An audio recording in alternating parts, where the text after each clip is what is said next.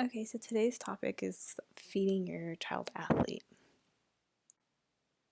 So, athletes in general will have a higher energy demand compared to non athletes.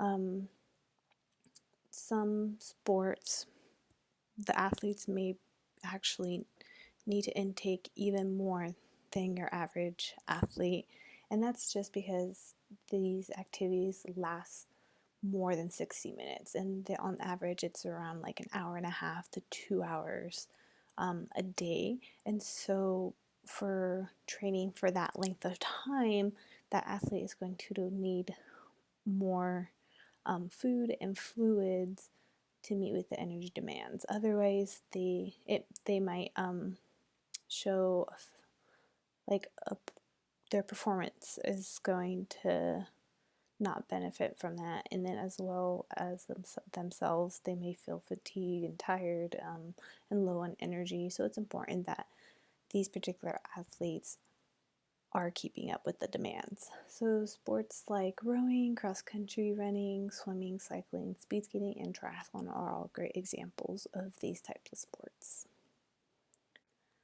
So, it is important that athletes in general are getting a variety of food and it's well balanced, and making sure that they're eating their whole grains, their veggies, their fruits, and getting enough carbohydrates and protein. But here are just a few nutritional needs that might be a little bit um, more important for athletes.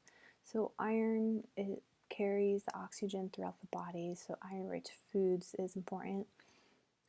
Meat, leafy greens, and fortified whole grains are good options. And then calcium, not just because they build strong bones, but they resist breaking and stress factors. And so, if you are an athlete, you may be familiar with stress factors, and it's just important for you to get enough calcium. So, examples of this are dairy products and leafy green veggies. And then protein, it builds and repairs your muscles. Most do get enough in their diet, but consider, a variety of like fish and lean meat, dairy products, beans, nuts, and soy products. And then lastly, carbohydrates, which is the body's energy. Um, it's an important source of fuel if you are an athlete, because the carbohydrates, they digest a lot faster, and so your body uses that as energy so for your performance. So try adding whole grain pastas and breads and plenty of fruits and veggies in your diet. So fluids are important for everyone, of course, to stay hydrated.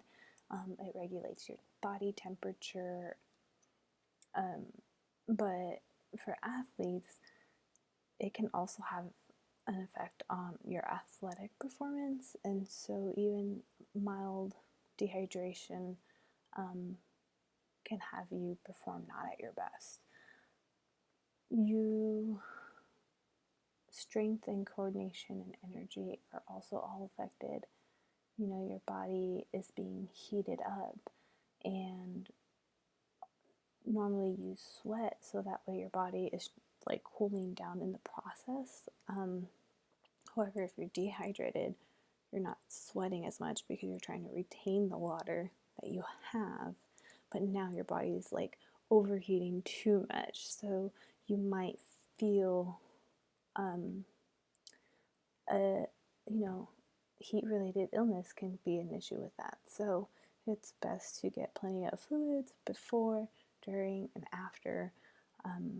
Being thirsty is not a reliable sign of hydration. So as long as you are drinking 15 to 20 minutes during activity, you don't need to drink a whole lot, but as frequent as possible to try and reduce the amount of dehydration. Okay, so sports drinks is a tricky topic. Most, children athletes, they might not need this because their electrolytes and energy is fine. So for the average athlete, I would say not to worry too much about sports drinks. However, if it's a hot and sunny day, this might be a good choice.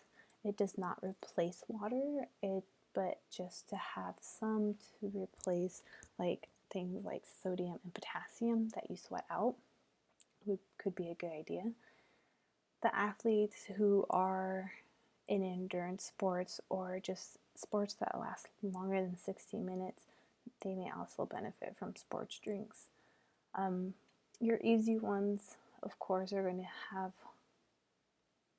a lot of sugar in it, so it could be a good idea to dilute it to 1-to-1 ratio with water so that you are still getting water but not as much sugar, or even diluted 1% fruit juice, because fruit juice is still a high load of sugar, but by diluting it, you're reducing the chances of like stomach cramping and consuming too much. A lot of sports drinks may have caffeine, so try to choose one without it. And if it's your child's first time working with sports drinks, you might want to choose to implement sports drinks during like practice days to see how their stomach handles it, because as athletes, what you eat and drink, it's just best to keep it the same on training days and on game days. So it is important to experiment and see how the child feels and that there is no stomach aches. And then what to eat the day of. Again, if what you eat before your practices and training days, stick to that, because your body already recognizes it. You have no issues. So it's important to try to stick to the same foods that you're familiar with. If it's 3 hours before, you can definitely have a meal with enough carbohydrates and then moderate protein and low in fat. Protein and fat you want to save more for after like practice or after a game or an event, because it does take a lot longer to digest, as well as like high fiber foods. And this might get complicated because if you're an athlete, you're told to eat all your veggies and all your fruits and your grains, but then when it comes to like actual training days, you kind of have to time everything so that way you can prevent yourself from like stomach issues. So if it's less than 3 hours, a lighter meal works just fine. Easy to digest carbohydrates, which is also known as like simple carbs.